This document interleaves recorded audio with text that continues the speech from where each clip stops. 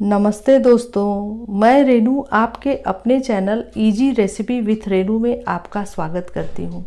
आज मैं आपके लिए एकदम soft creamy eggless caramel custard pudding बनाने जा रही हूँ। इसे बनाना बहुत आसान है। आप इसे घर के सिंपल इंग्रेडिएंट से बनाकर तैयार कर सकते हैं। इसे बनाने में हमें किसी ओवन वगैरह की भी ज़रूरत नहीं पड़ती है। तो चलिए शुरू करते हैं। इसे बनाने के लिए हमने 6 पीस वाइट ब्रेड लिया है। आप इसे ब्राउन ब्रेड से भी बनाकर तैयार कर सकते हैं, लेकिन वाइट ब्रेड से ये रेसिपी बहुत अच्छी बनकर तैयार होती है। सबसे पहले ब्रेड के ब्राउन किनारों को इस तरह से कट करके अलग कर लेंगे। ब्राउन किनारों को फेंके नहीं, इसका ब्रेड क्रम्ब वगैरह आप बनाकर तैयार कर सकते हैं और कोई रेसिपी वगैरह बनाने में उसका इस्तेमाल आप कर सकते हैं। इस तरह से हमने सभी ब्रेड के ब्राउन किनारों को कट करके अलग कर लिया है। अब ब्रेड को इस तरह से छोटे छोटे टुकड़ों में हमें कट कर लेना है। आप चाहें तो हाथ से भी तोड़ सकते हैं। इसके बाद इसे मिक्सी के जार में डालकर इसका एक फ़ाइन पाउडर बना लेंगे। इसमें हमें पानी वगैरह का इस्तेमाल नहीं करना है। इसे सूखा ही पीसकर इसे ग्राइंड कर कर इसका फ़ाइन पाउडर तैयार कर लेना है। इसे आप मोटा न पीसें, मोटा पीसने से पुडिंग बनाने में लम्स वगैरह आ सकता है, इसलिए इसका फ़ाइन पाउडर ही तैयार करें। तो इस तरह से हमने इसका फ़ाइन पाउडर बनाकर तैयार कर लिया है। अब चलिए आगे इसे बनाना शुरू करते हैं। तो सबसे पहले कढ़ाई में मैं 1/4 कप चीनी डाल रही हूँ और चीनी को अच्छी तरह से मेल्ट होने देंगे। इस समय आप गैस के फ्लेम को लो रखें और इसमें हमें पानी नहीं डालना है। लो फ्लेम पर इसे इसी तरह से मेल्ट होने देना है। आप देख सकते हैं चीनी बीच से मेल्ट होना शुरू हो गई है। तो अब इसे एक बार मिक्स कर लेते हैं और चीनी को पूरी तरह से घुलने देते हैं। जब चीनी कैरमलाइज हो जाएगी तो उसका कलर जो है चेंज हो जाएगा और उसका टेस्ट एकदम टॉफ़ी की तरह आने लगता है। तो आप देख सकते हैं अब इसका कलर चेंज होना शुरू हो गया है। तो बस अब इसे थोड़ी ही देर हमें पकाना है, ज़्यादा देर तक नहीं पकाना है, बस 1 मिनट ही इसे पकाना है, नहीं तो इसका टेस्ट कड़वा हो जाएगा। तो अब इसका कलर और भी अच्छा हो गया है। गैस के फ्लेम को बंद कर देते हैं और इस कैरमलाइज शुगर को जिस केक टिन में हमें पुडिंग बनाना है उसमें ट्रांसफ़र कर लेंगे और फैला देंगे, क्योंकि ये बहुत जल्दी जमने लगती है। अगर आपके पास इस तरह का केक टिन हो तो उसे ले सकते हैं, नहीं तो चौड़े मुंह का कोई भी स्टील वगैरह का डिब्बा या कटोरी भी ले सकते हैं। अब इसके बाद कढ़ाई में मैं 1.5 कप दूध डाल रही हूँ। टोटल हमने आधा लीटर दूध का इस्तेमाल किया है, तो 1.5 कप इसमें डाल दिया है और आधा कप दूध हमने बचा कर रखा है। दूध में अच्छा सा उबाल आ गया है तो मैं इसमें आधा कप चीनी डाल रही हूँ। गैस के फ्लेम को लो कर देंगे और चीनी को अच्छी तरह से घुलने देंगे। जब तक चीनी घुल रही है तब तक चलिए इसके लिए कस्टर्ड पाउडर का घोल बनाकर तैयार कर लेते हैं।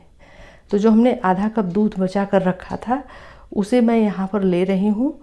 इसमें मैं 4 टेबल स्पून वेनिला फ्लेवर का कस्टर्ड पाउडर डाल रही हूँ। आप अपने पसंद के किसी भी फ्लेवर का डाल सकते हैं और अगर आपके पास कस्टर्ड पाउडर ना हो तो आप इसके जगह कॉर्नफ्लोर या अरारोट भी डाल सकते हैं। और हमने वेनिला फ्लेवर का इसलिए लिया है कि ये सबके घर में अवेलेबल होता है, आसानी से मिल जाता है और इसमें वेनिला फ्लेवर होता है, तो अलग से कोई फ्लेवर हमें ऐड करने की ज़रूरत नहीं होती है।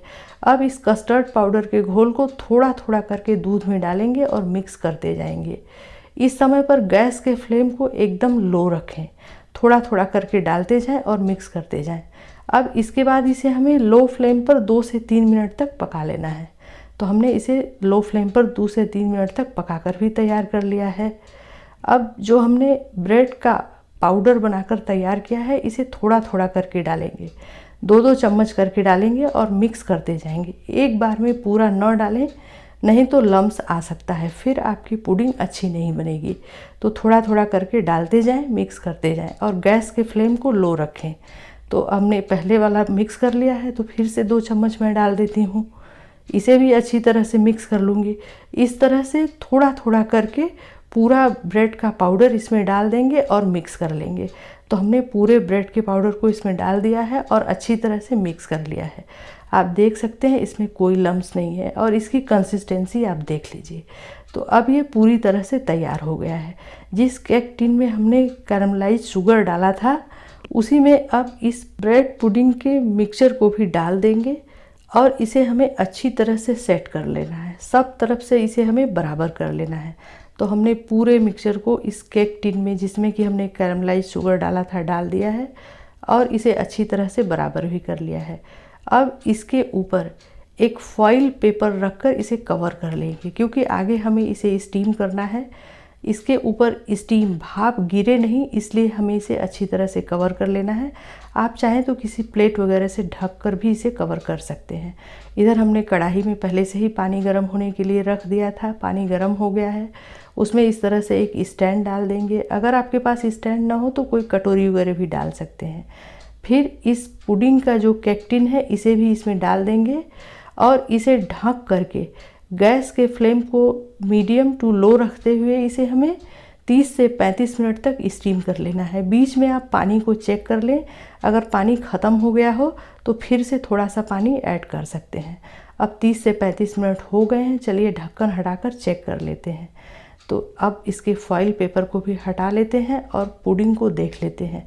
ये देखिए पुडिंग कितना बढ़िया बनकर तैयार हुई है। उंगली से जब इसे टच कर रहे हैं तो ज़रा सा भी उंगली में चिपक नहीं रही है। इसका मतलब कि ये अच्छी तरह से पक गई है। तो अब इसे कढ़ाई से बाहर निकाल कर हमने इसे टेबल पर रख लिया है और इसे रूम टेम्परेचर पर आने तक ठंडा कर लेंगे। जब ये रूम टेम्परेचर पर आ जाएगा तो इसे फ्रिज में रख कर भी 2 घंटे तक ठंडा कर लेंगे। फिर इसके बाद इसे डीमोल्ड करेंगे। तो अब हमने इसे फ्रिज में भी रखकर 2 घंटे तक ठंडा कर लिया है। अब किनारे इसके चाकू इस तरह से लगाकर इसे थोड़ा थोड़ा इसे अलग कर लें, जिससे डीमोल्ड करने में आसानी होगी।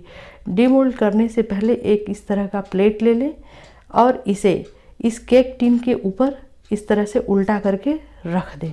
फिर इसे पकड़कर अच्छी तरह से केक टिन को भी पकड़े रहें और प्लेट को भी पकड़े रहें और इसे इस तरह से उल्टा कर दें। इस तरह से आप उल्टा कर लेंगे तो इसका शेप भी नहीं ख़राब होगा और पुडिंग आसानी से डीमोल्ड हो जाएगी। इस तरह से इसे टैप टैप कर लें, फिर केक टिन को उठा लें। ये देखिए कितना बढ़िया हमारी ब्रेड पुडिंग बनकर तैयार हुई है और इसका कलर कितना बढ़िया आया है। चलिए अब मैं आपको कट करके दिखाती हूँ। इसे कट करने से ही आपको पता चल रहा होगा कि ये एकदम सॉफ्ट और क्रीमी बनकर तैयार हुई है। कितना बढ़िया बनकर तैयार हुई है। अब मैं आपको ये पीस उठाकर दिखाती हूँ, ये कितना बढ़िया से अलग हुई है। ये देखिए कितना बढ़िया इसका शेप आया है। अब मैं आपको कट करके, चम्मच से कट करके दिखाती हूँ कि ये कितना सॉफ्ट और क्रीमी बनकर तैयार हुई है। ये देखिए इसका टेक्सचर देखिए, एकदम बहुत बढ़िया ये बनकर तैयार हुई है और जितना बढ़िया ये देखने में लग रही है उससे कहीं ज़्यादा ये खाने में टेस्टी है। तो अगर हमारे इस कैरामलाइज कस्टर्ड ब्रेड पुडिंग की रेसिपी आपको अच्छी लगी हो तो वीडियो को लाइक कमेंट्स के साथ फैमिली फ्रेंड्स में शेयर कर दीजिएगा। बेल आइकन को प्रेस कर दीजिएगा। साथ ही मेरे चैनल को सब्सक्राइब करना मत भूलिएगा, जिससे कि मेरा मोटिवेशन लेवल बना रहेगा और मैं आपके लिए नई नई रेसिपी लेकर आती रहूँगी। मिलते हैं अगली वीडियो में एक नई रेसिपी के साथ। तब तक के लिए नमस्कार, अपना ध्यान रखिएगा।